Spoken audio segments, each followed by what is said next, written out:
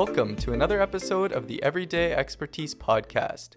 I'm your host, Roland Martin, and I hope that today's conversation will expand your knowledge. Today I welcome Gabriel Jantzi to the show. I've gotten to know Gabriel during the last few years, and I always enjoy conversing with him, whether it's about his job as a farm vet, his experiences in different parts of the world, or comparing notes on our university experiences.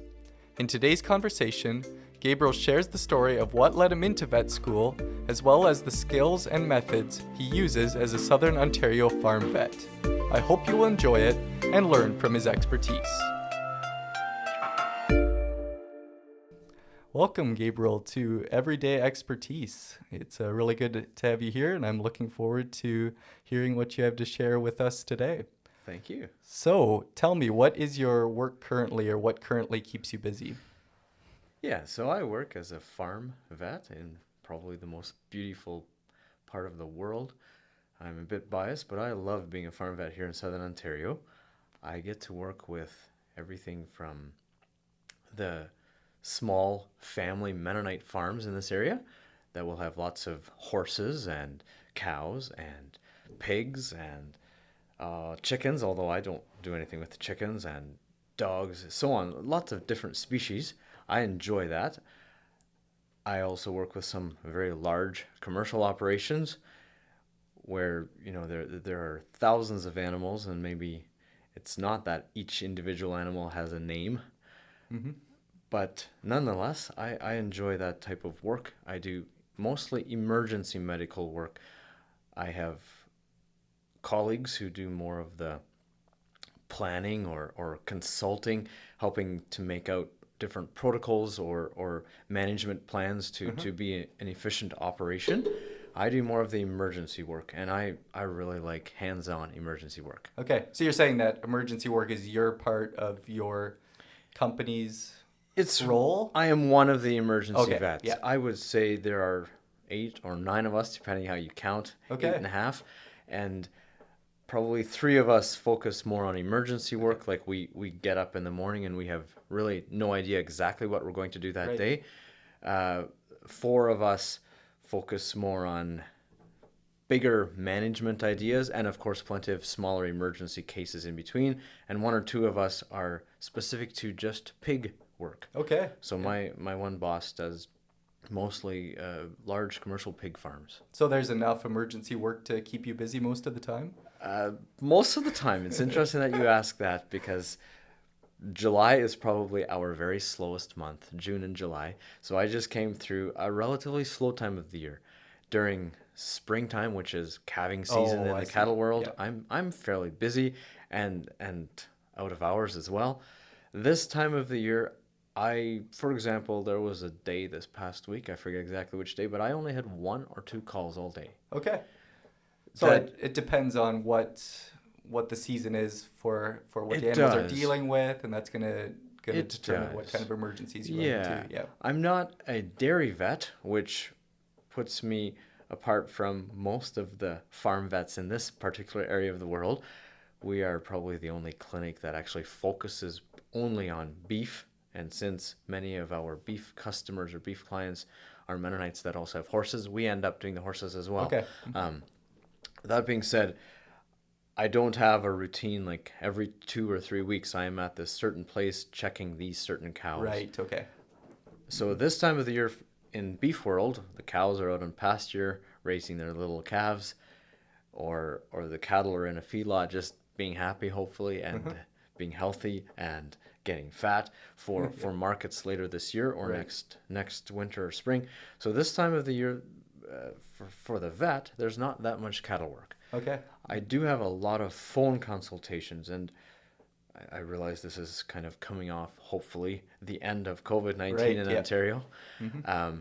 And COVID-19 in our industry, just like many other industries, it didn't make a new trend, but it certainly accelerated a trend whereby people are realizing, hey, with the excellent antibiotics that are available nowadays, and with good veterinarians, I hope I say this humbly enough, I think my bosses have made a reputation for us that we've worked enough in the field that we can be really competent on the phone, and we can talk about how a farmer can manage many of his own cases.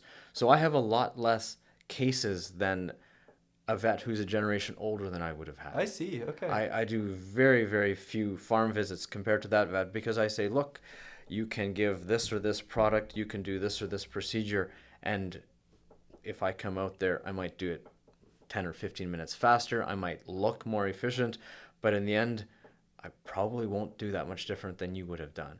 And then, of course, we also have to be competent enough to say, that is an emergency, I better come see this. Right, yeah. There are such things, surgeries, for example. Yeah. You can't do that over a phone. Yeah.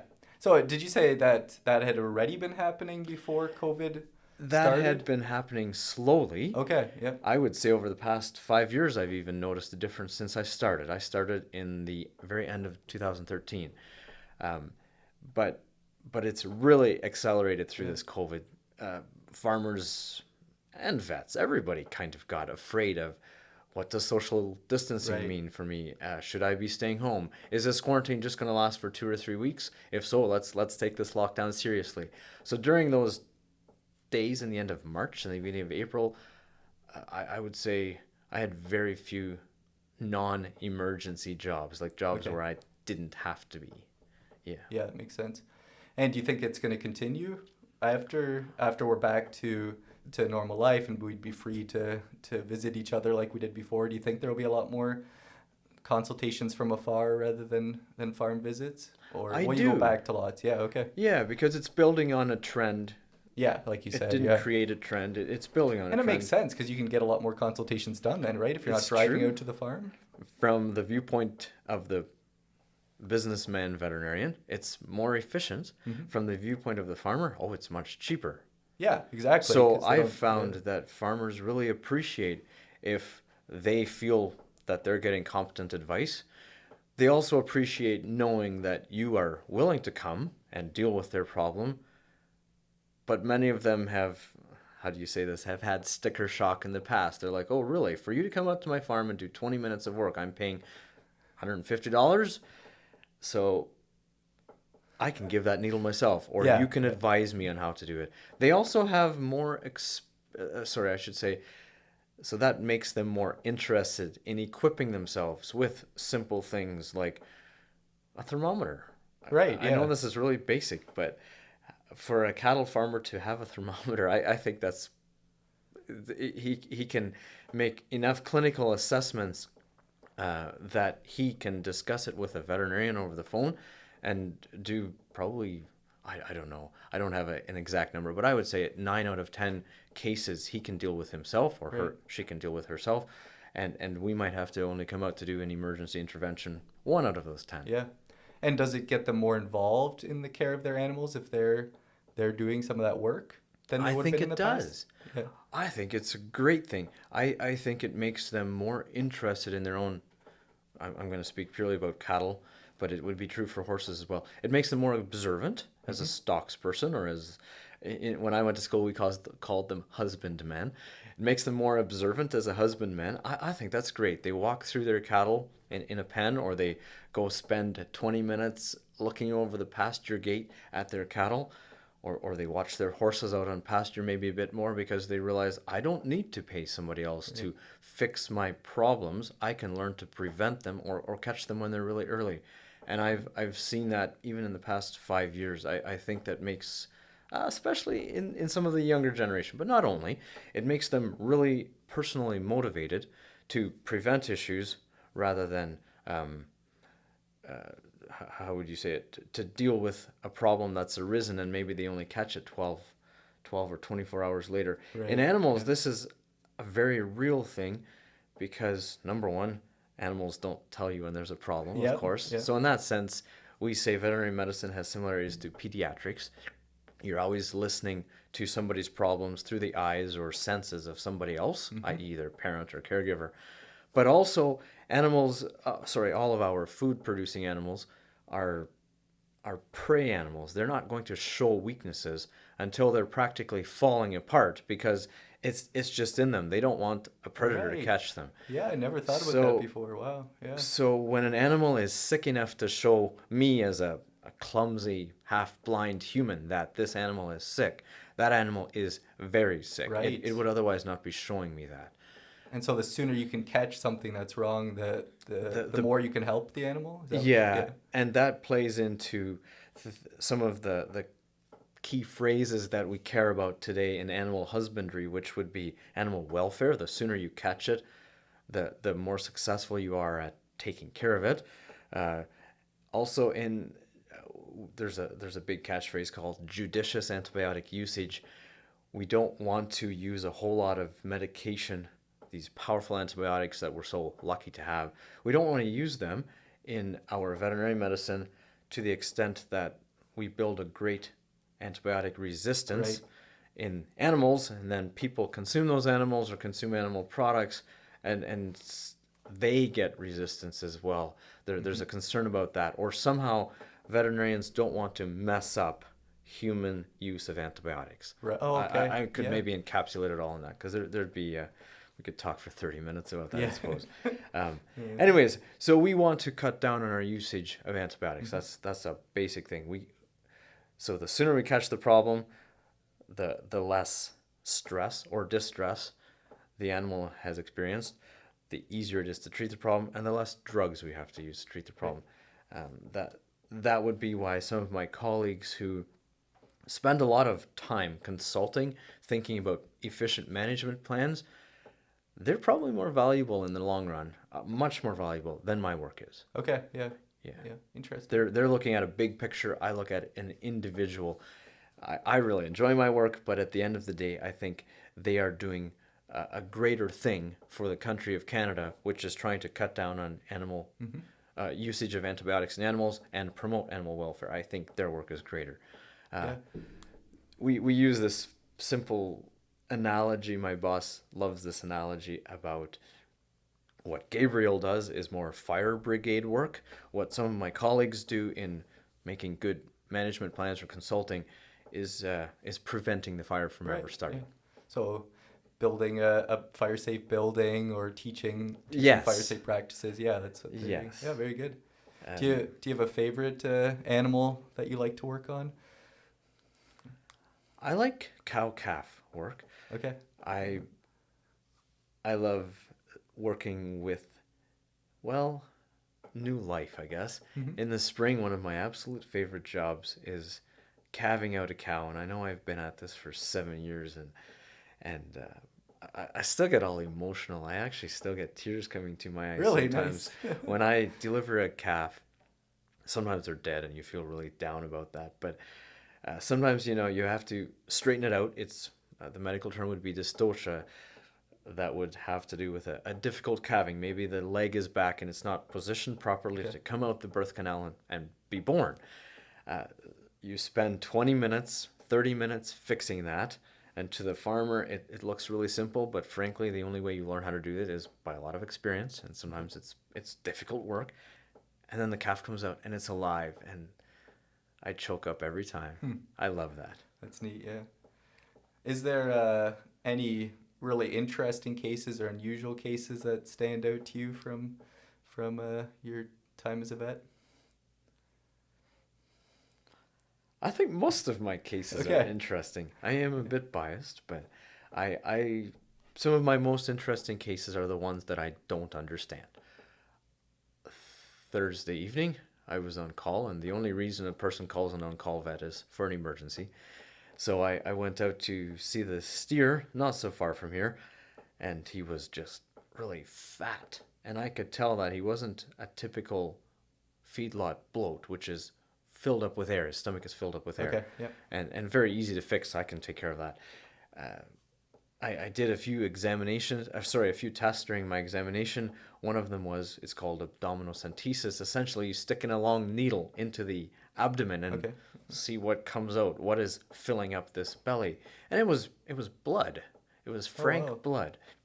I think the proper term for that would be a hemoabdomen, but I've never seen one in 7 years.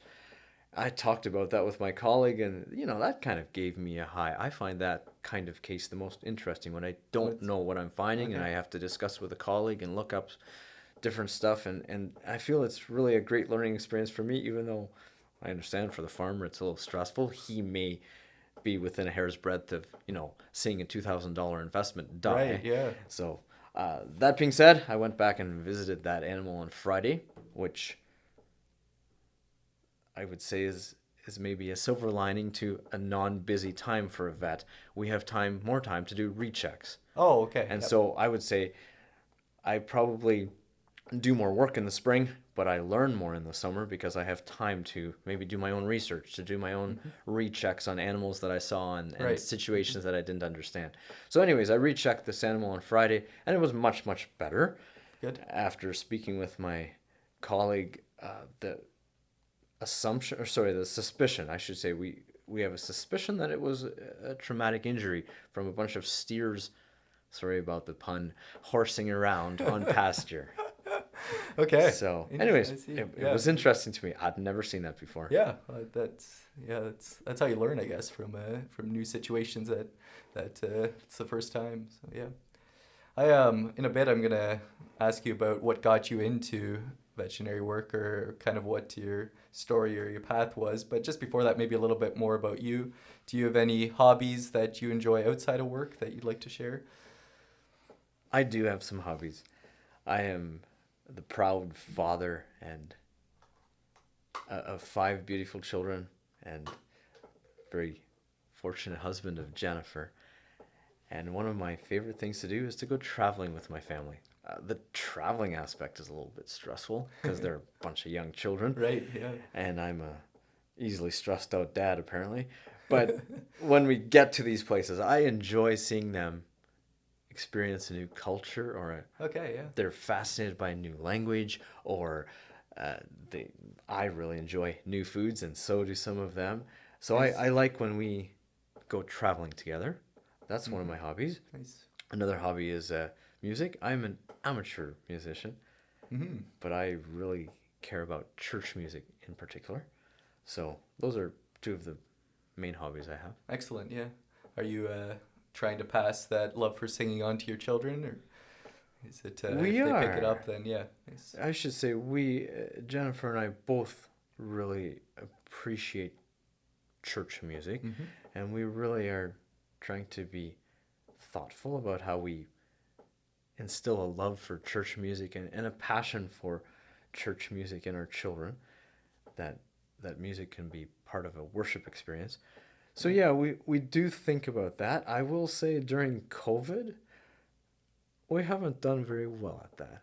So we're still working on that. We're not As a sure. family, you mean? As a Yeah, family, yeah. we do a bit of singing as a family, but there's something really powerful and attractive about singing as a group, and we haven't done that for Right. 3.5 months. I know, yeah. Yeah, it's one thing that I miss the most about church as well. Is that?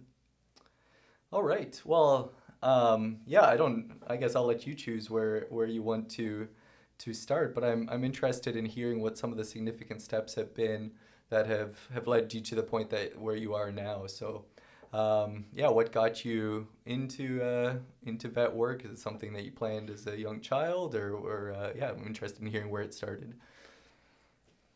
I don't think I should be the poster boy of veterinarians. That's for sure. I grew up on a mission field in Ukraine until I was 17, and I was probably the poster boy for being a lazy teenager. Maybe not so lazy, as I always found distractions. I took 3 long, painful years that caused my mother much gray hair to even finish grade 9. Like, I would constantly go do this project of interpreting, or go do this project Okay. of kind of managing or assisting in. There were a lot of projects in Ukraine that a 16-year-old who spoke the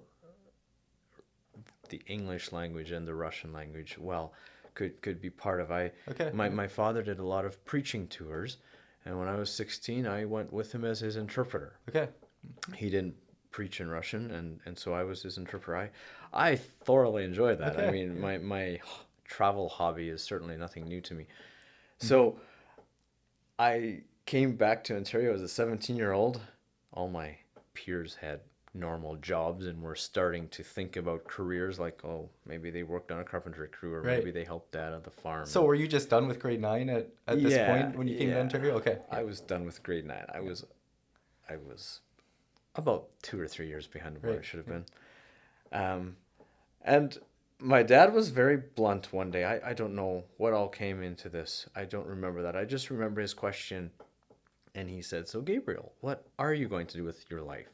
We were farmers after all, at least a dairy farming family. And I had so many allergies that I could not have been a farmer for my life. Okay. At least not in the way it was then. Right. Now with maybe more robots and less handling of dusty materials and all that, I could be fine. But back then I probably could not have been. So I had always had a little dream of being a doctor. Now in my religious background, well, I think in my entire church group, nobody had ever gone through grade 12. And considering that I was a highly unmotivated teenager who didn't even finish, who had just finished grade 9, that maybe seemed a bit weird. But anyways, I told my dad that I wanted to become a doctor. At this point when you're 17? When I was 17. Okay, yep. Bless his heart, he ferried me around. My parents were extremely supportive of this. And I'm only seeing this now as in my mid-30s. But they were extremely supportive of this. And he ferried me around to help me find the best way to finish my high school so I could get into university. I couldn't just quickly get a GED. I needed an Ontario secondary school diploma so that with specific credits. So right, I was going to say you probably needed certain classes even completed to get into what you wanted to get into. It wasn't a trades program. I specifically wanted to get into a science program in a university so that I could do my baccalaureate, and then go on into medical school. So turns out we could go to this private Mennonite high school in Kitchener. It's called Rockaway Mennonite Collegiate. Okay. And they gave me a few tests to see which classes I could go into. Right. What was the second thing? Oh, they had semestered. They had 2 semesters in their school year. Mm-hmm. And so the end of it all was I skipped grade 10. I did grade 11 the first semester, did grade 12 the second semester. And now to the end of my days, I can still tell my mom I took 4 years to do high school. So you did basically everything after grade 9 in 1 year. I did. Wow. Were you suddenly motivated because of this goal? I was highly motivated at that point. It's amazing what that can do. I found out how much I enjoyed learning. Yeah, okay. I enjoyed I would say I had really good competition, not in a bad sense, but I enjoyed the competition of a classroom. Mm-hmm. I had come from kind of self-directed learning. Okay. And I was terrible at it. Were you homeschooled? Homeschooled, or else the only people in school were my brothers or maybe the other mission pastor's family. Okay, and so it turned out that I never had a classmate in my grade.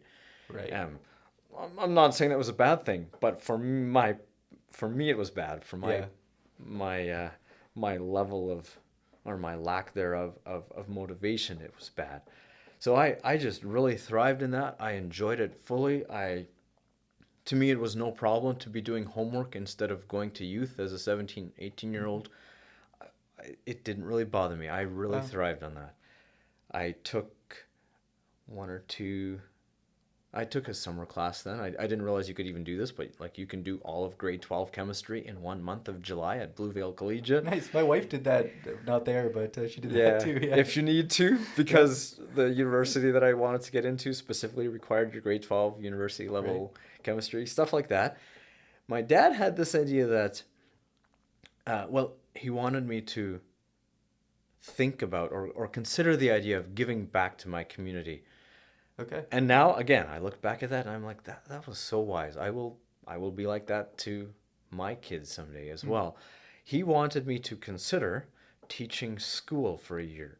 And in my religious background, yes, that's a paid job, but it's below minimum wage. It was not a well-paid job. Like almost like a volunteer service half position. Maybe half. Yeah. I remember it was almost within, $500 or $1,000 of I was getting half of what my peers were getting at their construction jobs or whatever for, equal age employment. So it was kind of a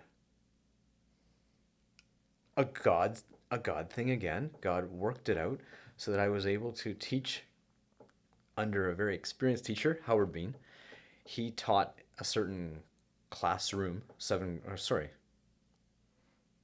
grades. In the morning, in the afternoon, he went home and I took over. Oh, What okay. did I do in the morning? I took half of a classroom for another teacher, another experienced teacher.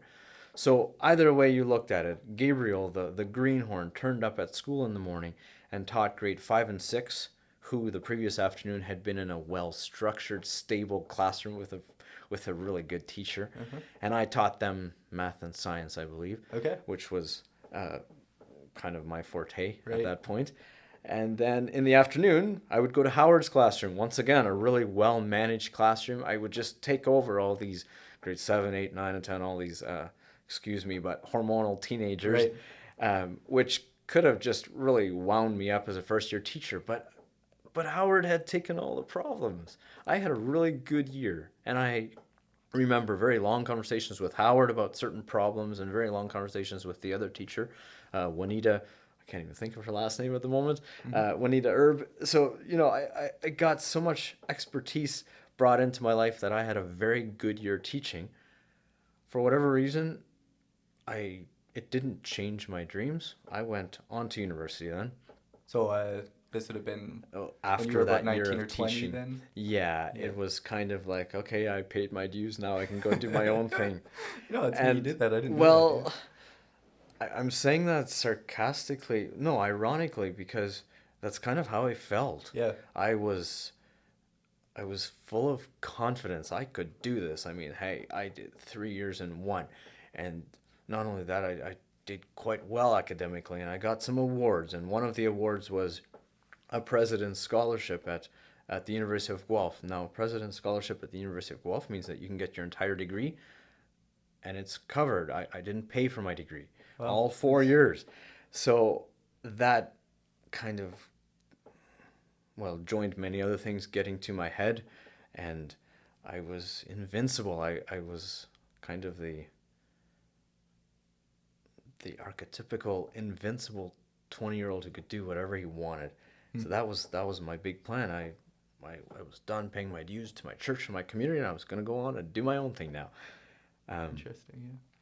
Unfortunately, it's almost the first week of university, I suddenly realized I wasn't doing nearly as well in university as I did in high school. And it became apparent because of the headaches and the neck aches that I had some serious issues with learning, and something was wrong, some kind of strange health issue. I went to 5 different doctors over the course of the next 2 years while I was in university, and as I was watching my grades go down, and they kept on treating me for migraines. And I guess, hey, it's a farm boy who goes out and picks up stones on a March or April evening, and has a twisted shoulder or a stiff neck, and that's why he's having all these headache problems. And one of them being my highly revered family doctor, whom to this day I appreciate. Finally, the 5th doctor, this was in the summer after my second year of university, which, by the way, I had a prestigious enough job in a laboratory at the university. Like I was still doing well enough, but I was kind of riding the wave of success from doing really well in high school. And this was completely new experiences, these headaches and things These like that. headaches for me were brand new. Sorry, I should have said that. But they only started basically when I started university. Okay, yeah. Yeah, I hadn't really noticed them before. This is in a system of socialistic medicine where the doctor doesn't usually do too much for you personally outside of their clinic. At least that's been my experience. Okay. But this doctor said, I'm concerned about this. You go straight home, don't go back to work, and you wait at home until I will call you at home for after I arrange for you to have a CT scan. That would be like a kind of like an x-ray of my head. Right. And I will plan for that tomorrow morning. I didn't know things in Canadian healthcare went that fast unless they were an emergency. Well, I didn't know that much about the medical world, but I knew enough about medical emergencies to suddenly be very afraid of a brain tumor. Okay. And this was the first you had this that was thought? it wasn't. Okay. My mom and I used to kind of jest about this. I would come downstairs in the morning and be like, "Mom, my tumor's back." And she Okay. would understand, "Oh, you've got a headache." Yeah. I remember going to school and having to set my alarm for about an hour earlier than usual so that I would wake up, take some pain control, and then I'd go back to sleep because I was always tired Right. and yet never slept out. And then I would wake up at normal time, and because I had taken some good old NSAIDs, good old Tylenol or ibuprofen or something, I could actually lift my chin high enough so that I could shave my chin. I specifically remember that. I Wow. don't know why. But So you had suspicions that it was more than migraines.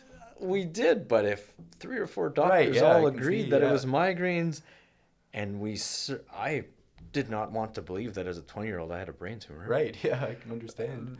It was easy enough to just keep plodding on through school. I mean, my grades were just so above the level they had to be to maintain that scholarship. Okay. And I was still making it. But I was quite worried at this point that my grades were not good enough to get into a med school, to get into Right. the Canadian medical school requirements are very high. And Yeah. they're based on your academic performance, or a big proportion of it is. So anyways, I was worried that wouldn't work out. Maybe I lost my train of thought there. So I went to the doctor. Yeah, and well, she you were going to called- get a CT scan. Yeah, she called me at home and she said, "Yes, I booked you in at this hospital." And then she said something that really scared me. You mayn't even drive yourself. So I had to get a Wow. relative to drive me to the hospital for the CT scan. And took the CT scan. I went into, not even back out to the waiting room to wait for the results. I went into a little recovery room in the ER department of Grand River Hospital, and I slept. I slept for like 30 or 40 minutes until the ER doctor came in after he had received the radiologist, the X-ray expert's advice, and I woke up as soon as the door opened, and he put his hand on my shoulder. He was about this 50-year-old, really soft-spoken guy. He's like, "Do you know why you came in today?" And I said, "Yes, because my doctor's concerned about a brain tumor." He said, "She was right." Wow. And after that, it was as though my body decided, okay, now you may fall apart. They gave me a wheelchair, and I was 22 at the time. I believe it was 2006. So they gave me a wheelchair, and it was no problem for me to use it. Even though I had walked in there on my own 2 legs, suddenly I was fine being in a wheelchair. Yeah. They made me put on one of those horrible hospital gowns, and the fact that it's open at the back did not bother me. And yet, for the day before, that would have annoyed the 22-year-old pompous little Gabriel very much. I would have been highly self-conscious about that. They put me in an ambulance, I remember, and took me straight to a neurosurgery ward. They were thinking I needed surgery that night. Wow.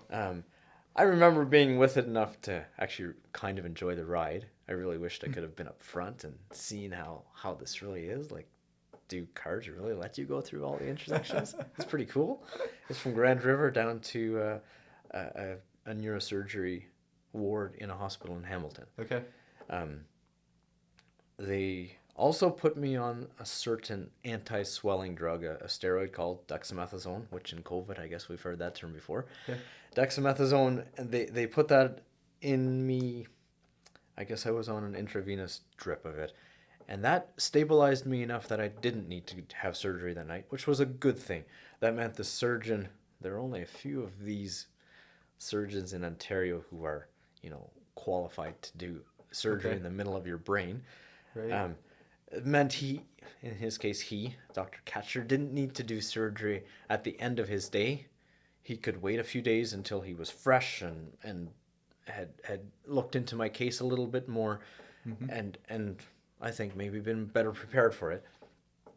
So I don't remember those days very well. I remember a few things about that, obviously. I had people coming to visit, and they were all very cheerful. They thought they were saying goodbye to me, and at that point, Wow. I didn't really care. Hmm. I think I thought they were going overboard. Okay. Yeah. I did not see myself as being close to death. But the doctors had told me that if we don't do surgery on you, you have about 2 weeks left. Really? Wow. So that was why they rushed me Yeah. to Hamilton that fast. Anyways, long story short, they did the surgery on me.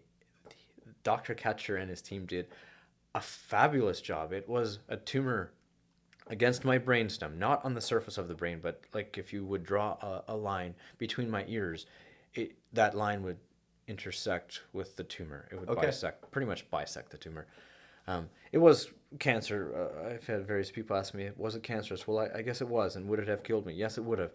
But it was not a dreadfully malignant type that Okay. spread to other organs in my body. At least Right. it had not spread yet.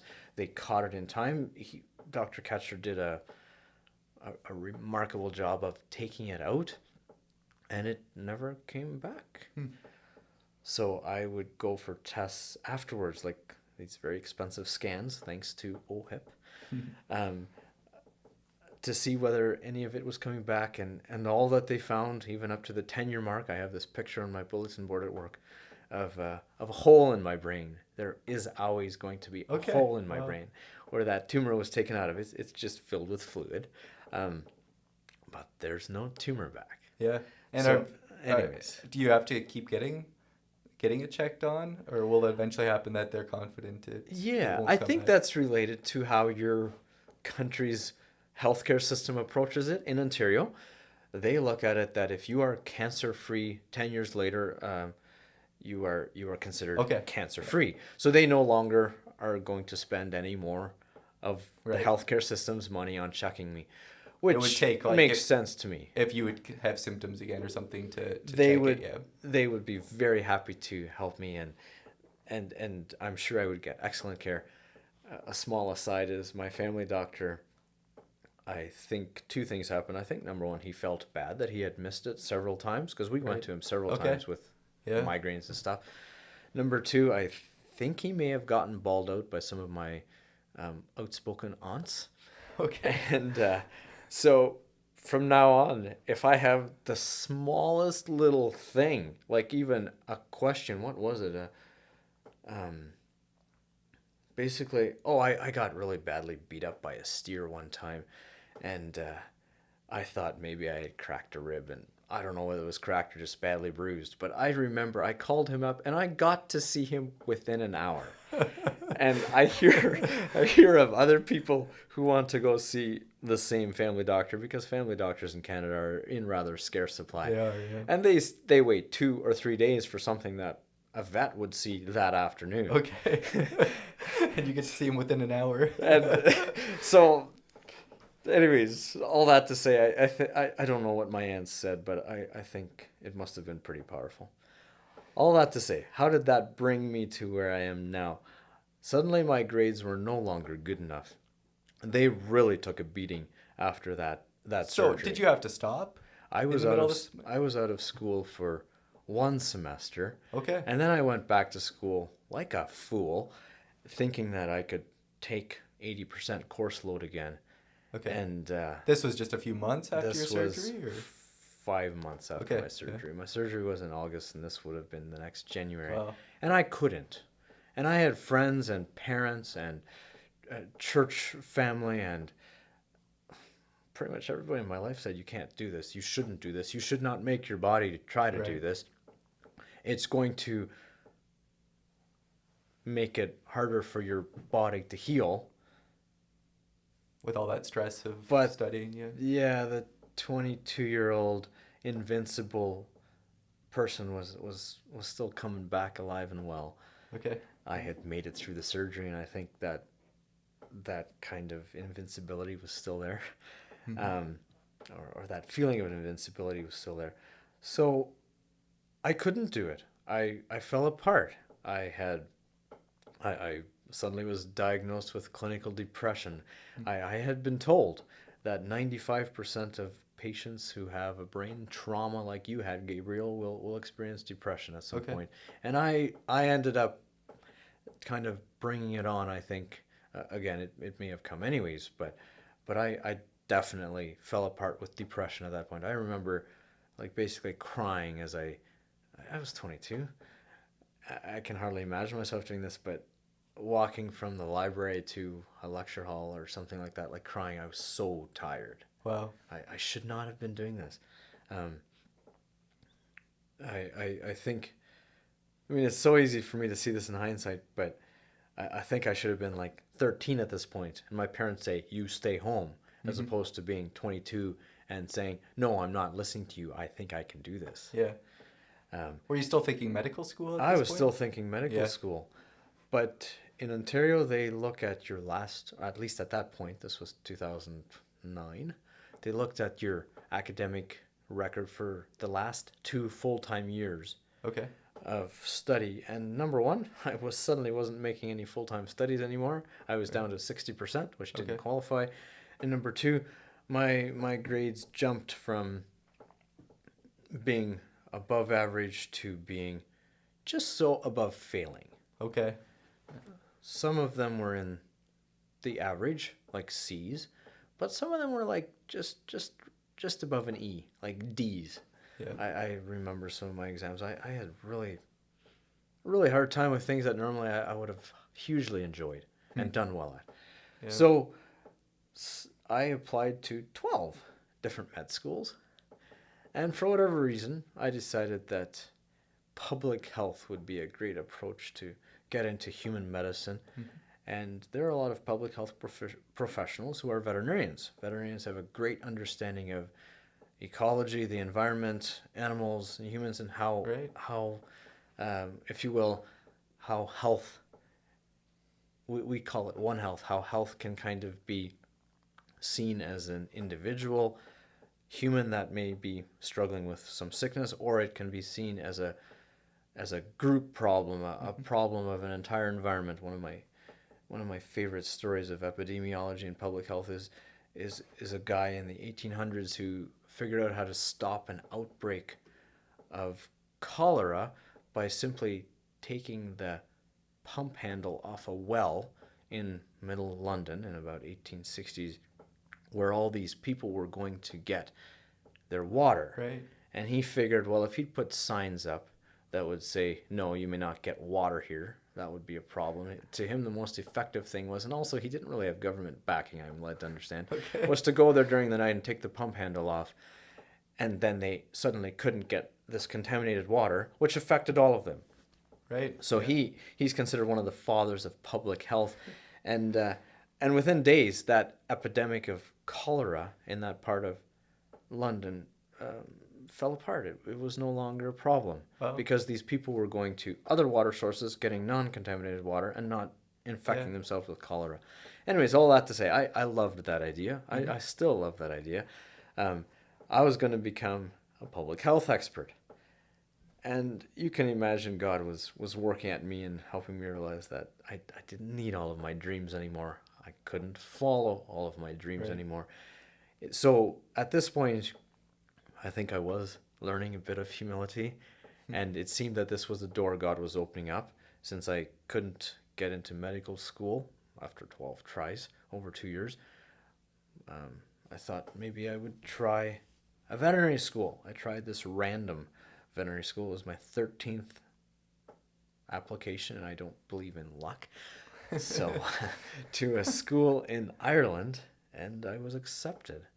Turns out they looked at why your... Ireland? Yeah. I don't exactly know that, except because I liked traveling. Okay. Yep. I had been there with a choir tour. It was a choir called Oasis Chorale in about 2003, I think. Okay. And I'd never lost my fascination with the country. I knew that there was a good church there, and I had some very good people in my life saying, Gabriel, no matter where you go with your school, consider that you will be, how to say it, at a weak place in your spiritual life when you're in school. Like maybe not weak so much as easily swayed or susceptible or fragile or sensitive, however you want to say that. So being in a good, stable church family, these people suggested, was really important to me during school. And I do agree with that 100%.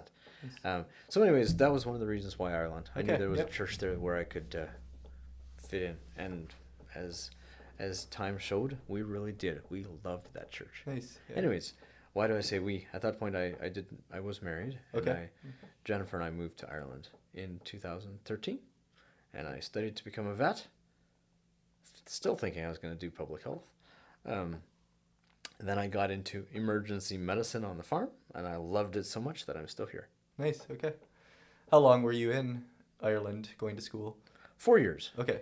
Except, So, were you done in 2013? Well, see, and this is part of my story that I'm not proud about, but it's definitely part of my story. I didn't do so well in vet school.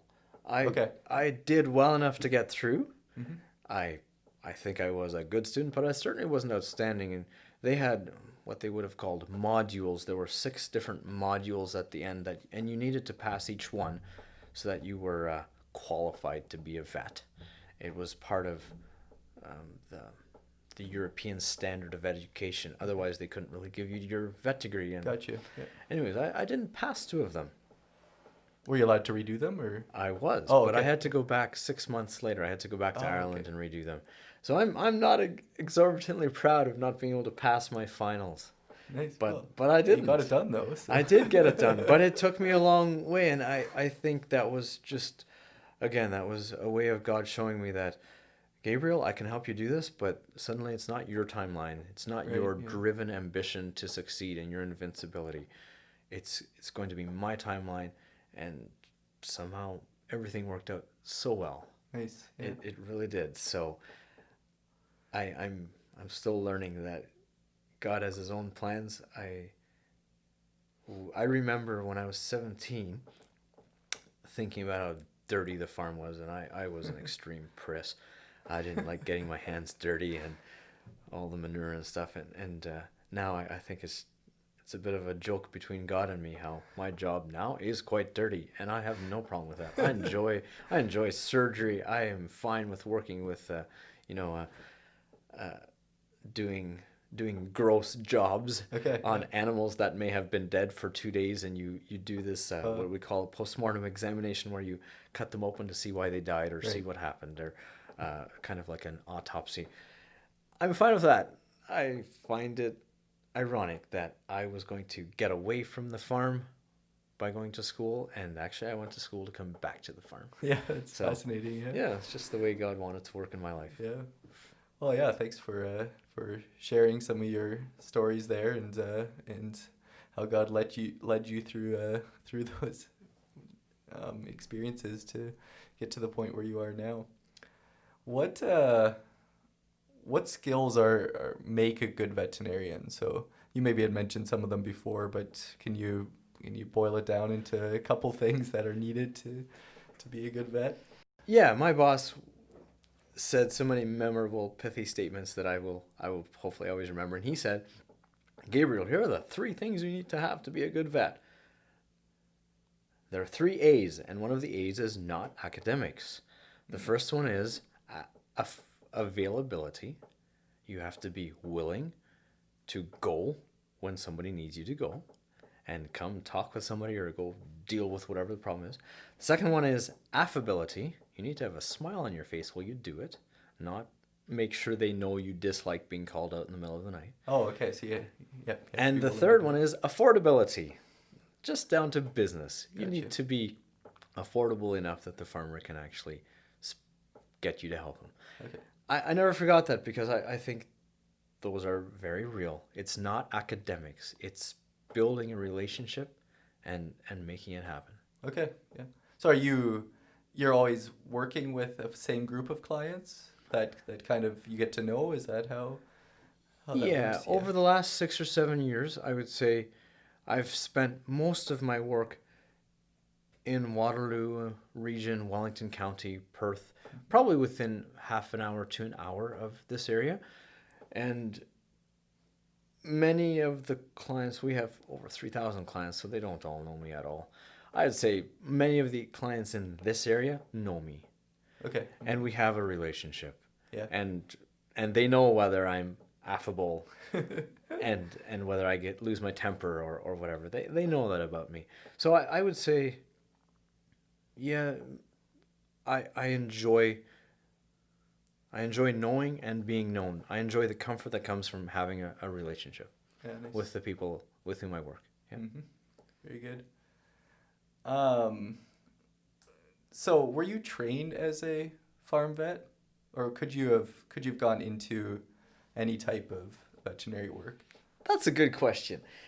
I'm kind of proud of the answer. Now, I use the word pride a bit carefully because, as I said, I'm learning humility. But anyways, the vet school in Dublin is different from some other vet schools. It's maybe a little more old-fashioned. They train everybody to the same qualifications, I think is how they would say it. So when I came out of school, I was as good a horse vet as I was a cat vet, as I was a dog vet, as I was a chicken vet, or a farm vet, or anything. That is one thing about the basic education of a veterinarian. You don't do a residency, or sorry, you certainly can to become a highly acclaimed specialist in a certain area. In my case, I chose not to. I chose to get experience kind of hands-on, and I would be the equivalent in human medicine of what we call a GP or a family doctor or whatever. But I didn't do any residence for it. There's probably a lot of reasons that veterinary medicine is different. Maybe one of them is simply we're not working with the sanctity of human life. Right. So I came out of school with a lot of options open before me, and I chose the one I knew because I grew up on a farm. Right. Yeah. And again, I think this was God's leading. I really like it. Okay. Nice. Yeah. So did you ever consider becoming a small animal vet? Like, would that be, you see lots of animal hospitals around Kitchener-Waterloo, for instance. Are they working with just primarily pets? Is that what they're doing? They do work with pets. I think that's about all they do. Okay. To me, the biggest attraction there would be the money. They get paid well. Does it pay better than? Yeah, I think it does. Okay, interesting. Maybe not always, but the business owners definitely do. And the second thing is the hours. So generally their hours are 8 to 5. When they're done, they go home. If your dog has a whelping emergency in the middle of the night, you probably don't take it to your local vet. You take it to an emergency clinic whose business is to be open all the time. Okay. Yeah. For stuff like that. I think our closest one is in Cambridge, but tough luck for us. There you go. Okay. Yeah.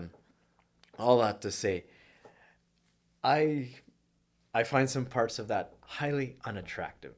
It is hard on my, well, this probably comes back to my views of my work and myself in God's kingdom, but it's hard on me to imagine spending $4,000 on something that how to say it, I'm trying to tread carefully here, what I would view as unnecessary, or maybe I should say elective, on a companion, when that money could be spent very well in God's kingdom elsewhere. Okay. Yeah. So the idea of millennials being very entitled and demanding for their own luxuries just grinds me wrong. Okay. And the whole idea the whole culture of how we treat our pets as children and how we see our little Fifi as, our firstborn child. Right. Yeah. That really doesn't go well with me. So I would find a lot of tension working with companion animals. That being said, I love dogs. Yeah. So sometimes I do wish I would work with dogs more. Yeah. Something I've been wondering about is there some value in that for someone that lives alone, having an animal as a companion or things like that. So it's so different from what I grew up as, where we didn't have pets, and so I personally can't. We didn't have many pets, or maybe viewed them a little differently than some people do, and I think that has a lot to do with how I'm raised. But I wonder if there's value there in for some people in how they treat their animals and things like that. I don't know what the answer is. Yeah, I have some comments. Again, as well, I don't have a complete answer, but I have some comments. I think there's great value in companion animals as companions. I also think there's great value in service animals. If I'm going to give you two examples. The first one being, imagine a 70-year-old widower who has a dog and is very attached to their dog, and this dog gets hit by a car on the road. These things happen, and there's a 50-50 chance that the proper surgical care is going to take care of this, and the dog broke its femur, and it shattered its femur, and it may not ever regain perfect mobility, but there's a 50-50 chance that the dog will be fine, and there's still a good chance the dog at least will survive. Well, for the 70-year-old plunking out thousands of dollars for that, I guess it makes sense. There's a great deal of value in companionship that I can't put any dollar sign to. So I appreciate that.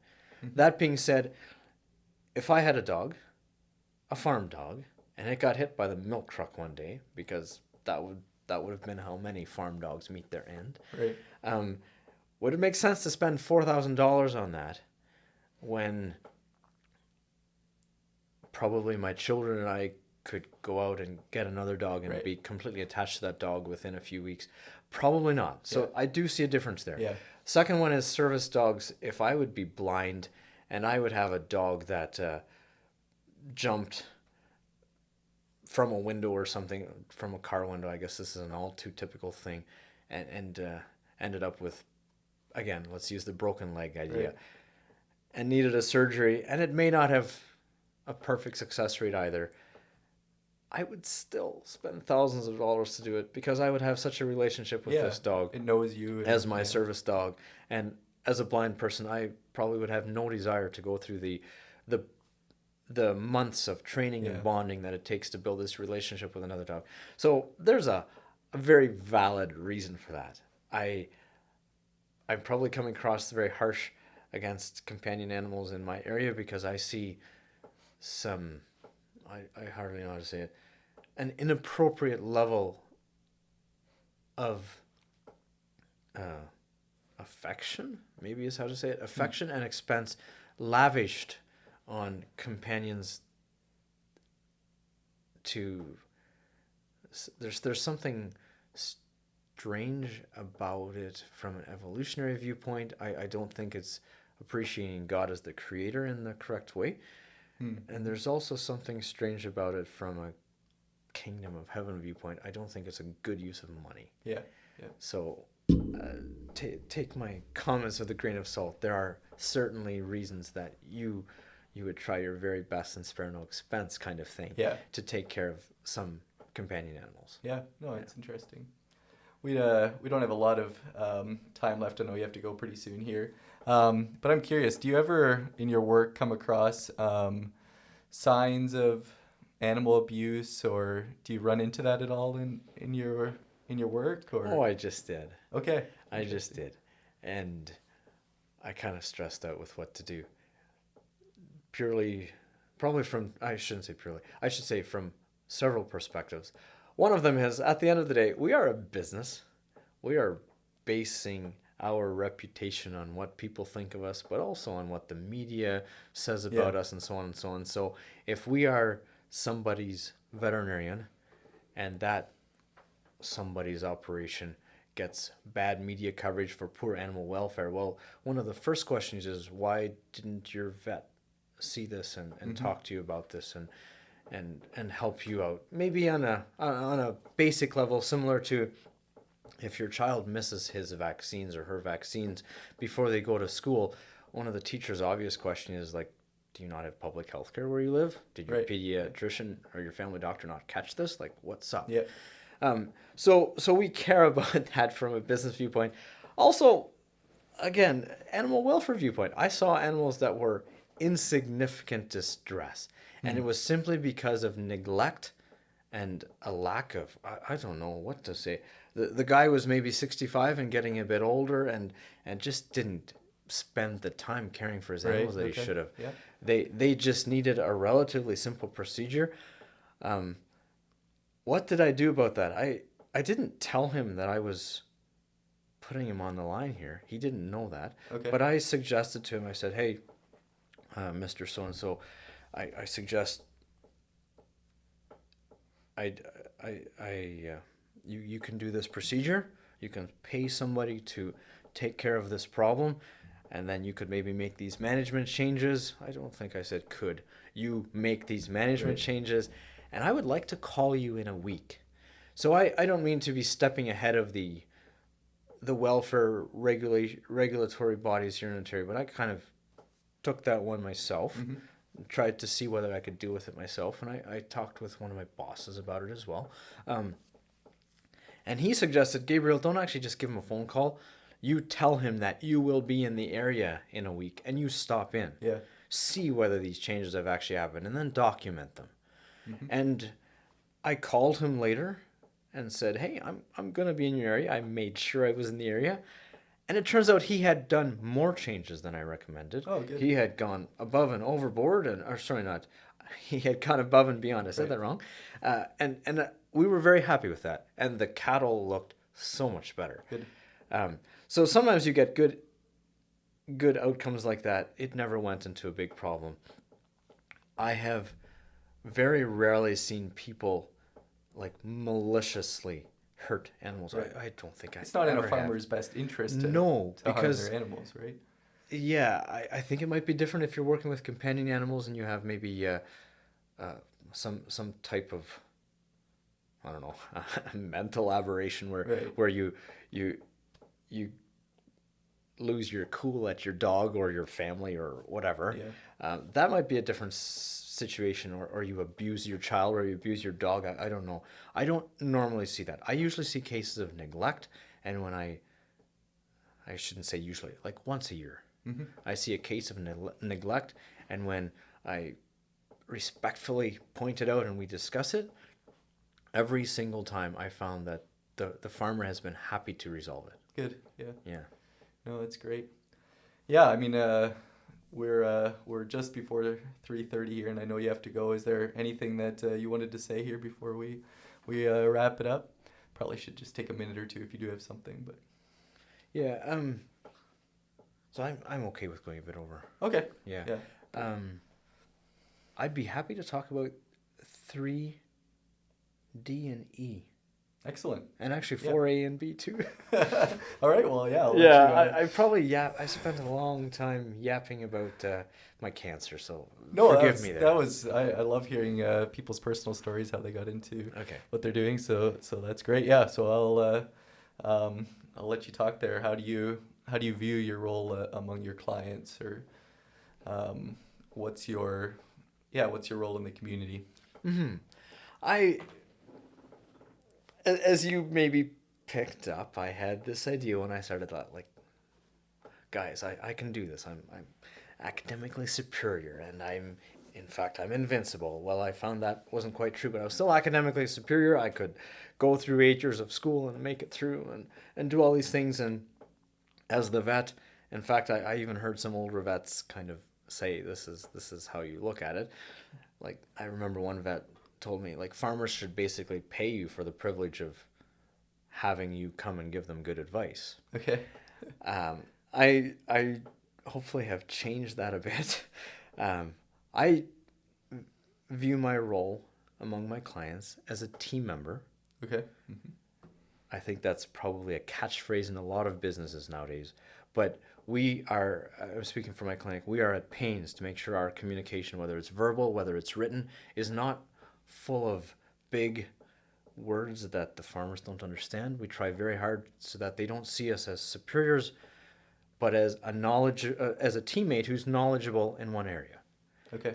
We are at pains to admire their work and to tell them that we think it's cool that here's an example, a young Mennonite guy built a barn. None of us vets could actually do that. Right, We yeah. might be really good at his animal's medicine, but very few of us have the skills to build a new barn or refurbish an old barn. So, we are at pains to try to establish a team relationship as opposed to a superior-inferior relationship. We don't want the, and I don't mean to say this rudely, but we don't want the old-fashioned idea of the doctor being, a caste or a society level above the hardworking farmer. Yeah. It makes a lot of sense. And I'm sure there's business in that. I mean, if they feel more comfortable with us as a team member, they're more happy to give us business. Right, yeah. So there's that aspect too. We want to do everything we can to make sure it's a relationship of equals. And it brings them into responsibility as well, right? If they're part of the team. I think it comes down to, yes, we help them make their own business more efficient, but if you want to use, again, some of the government's catchphrases, it also improves animal welfare. They become better stocks people or husbandmen. Yeah, you talked about that a little bit before, but yeah, that makes a lot of sense. Uh-huh. How do I see, you ask about clients, and if I take that one step further, how do I see other people in the community then? Well, I think it's all the same.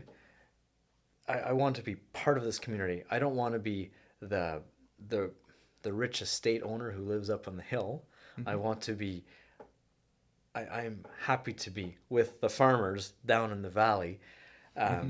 If you will, I see my role within the community as much the same as a team member, and I want to meet my clients or you, if you will, the other farmers on my team.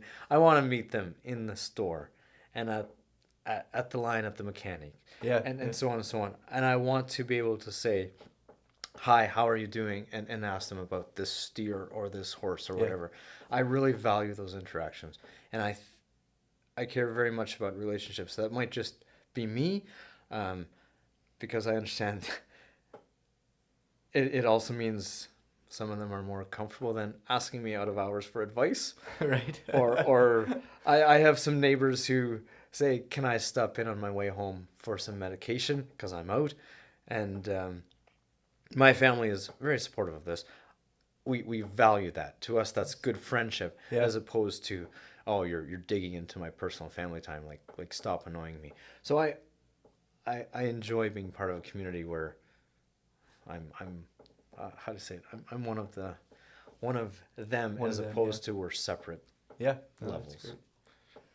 Do you you talked a little bit earlier on about how the role of a vet has changed, maybe more consulting rather than coming out and doing regular visits. Do you see other ways that being a vet will be different in 10, 15 years than it is now? Unfortunately, I do. I love the job as an emergency vet, and there will always be the odd calving and the other medical or surgical emergencies. So I think I'll always have that work. And for the next 15 years, until I'm about 50, I hope I'm still in good enough health to do it. If I stay away from the wrong end of horses, I guess. But I do see more of a bureaucratic role. We're getting more and more, what's the word?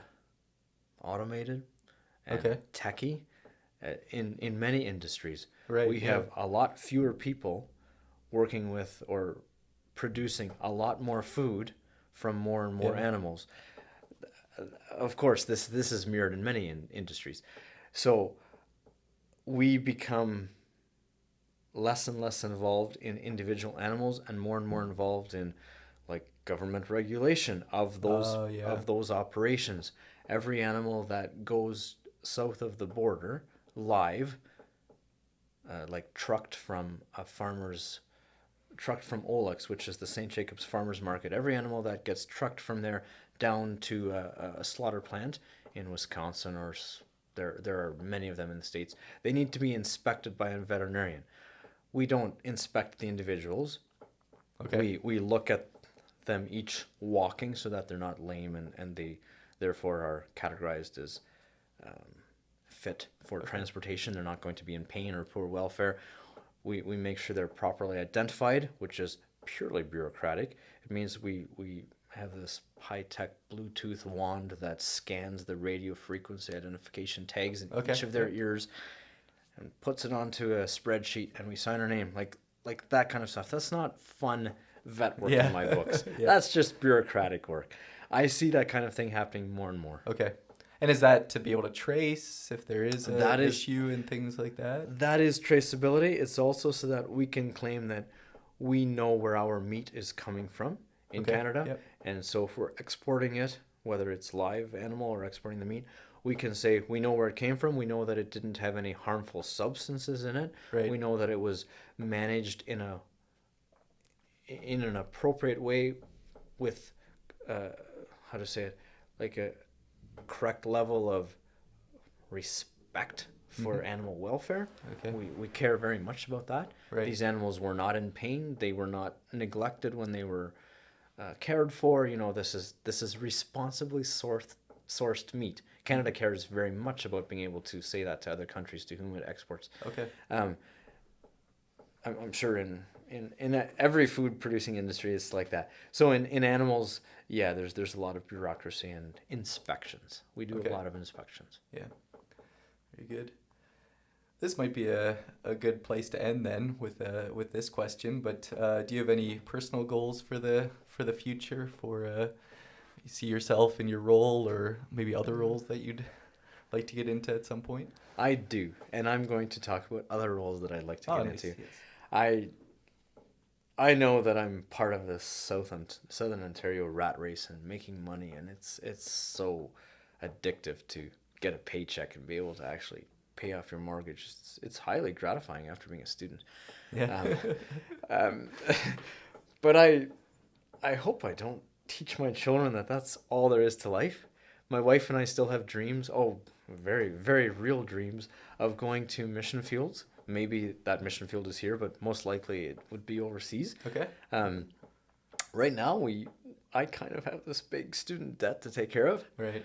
So as far as I know, I'm not necessarily even in the black at the moment. But that hopefully will change in the next 15 or so years. We hope that we can still go to do some kind of voluntary service while we still have some youth in our veins. Mm-hmm. Some examples of that would be, I would love to be able to use my vet background to get me into countries that otherwise would be very skeptical of me. They would not accept, say, a mission worker or a religious person, right? But they would accept somebody who would come to teach in a college. Mm-hmm. Or maybe I will work a bit in public health. I don't know. Mm-hmm. There have been, even in the last few years, there have been a few possibilities, and because of finances, we simply haven't pursued them. Okay. But that gives me great hope that in the next 5 or 10 years, yeah, maybe we will pursue something. Okay. So I have lots of dreams, and sadly for my addiction to getting that paycheck, they'll probably take me away from Southern Ontario. I'm excited about that. Nice. Yeah, very good. All right. Is there anything else you wanted to talk about now, or does that? I'm good with that. Okay. Well, thank you so much for doing this and for sharing from your story, what you've learned, and different ways that you view life as a veterinarian in Southern Ontario. So I've learned a lot here in the last hour, and thank you so much. Thanks for having me. Thank you everyone for listening, and thank you Gabriel for sharing your knowledge with us. I really enjoyed and learned a lot from this conversation. I appreciate that Gabriel was willing to share especially the tough parts of his story with us, and I also have a better picture of what the process looks like for the teams of farmers and veterinarians that work so hard to provide food for our tables, and I think I have a better appreciation of them now. So thank you for that. If you'd like to connect with the show, you can send me an email at contact@everydayexpertise.ca, or you can connect with us on social media. Or if you go to the website, you'll find show notes for this episode, and you can also find other information about the show there. That's all for now. Join me next week again to learn from the expertise of everyday people.